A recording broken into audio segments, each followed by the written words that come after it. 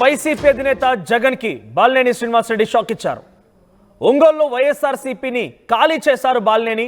43 మంది ఉన్నటువంటి మున్సిపల్ కార్పొరేటర్లను కేవలం 4కే పరిమితం చేశారు.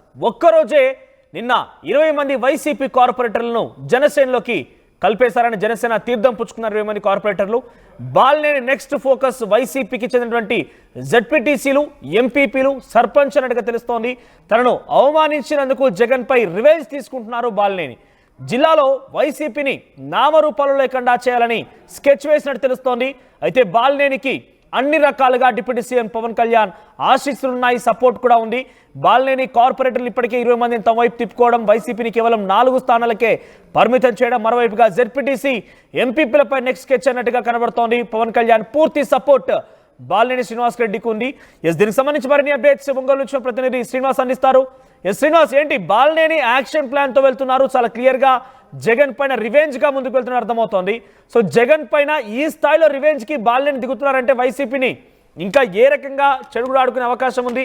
ప్రెసెంట్ ఇంకా ఎవరెవరు చేరబోతున్నారు?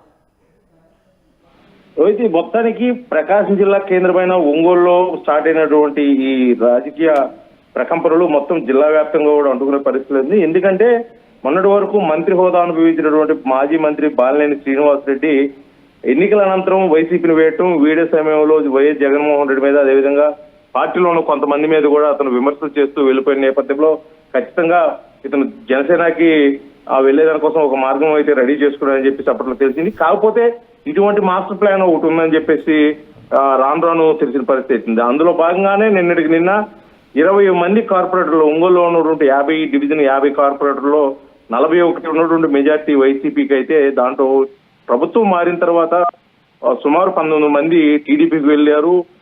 జనసేనకు ఆల్రెడీ ఒకరున్నారు. ఈ టైంలో 20 మంది వెళ్ళి మొత్తం 21 మంది ఆ కార్పొరేటర్ బలం చేకూరింది. దీనికి ప్రధాన కారణం ఏంటంటే మార్చి 10వ తారీఖు 2025 తోటి మేయర్ గడువు, అంటే 4 సంవత్సరాల గడువు పూర్తవుతుంది. 4 సంవత్సరాల గడువు తర్వాతే ఏ పరిస్థితులైనా ఓటింగ్ ప్రాతిపదికన కూడా మేయర్ని ఎన్నుకునే పరిస్థితి ఉంటుంది.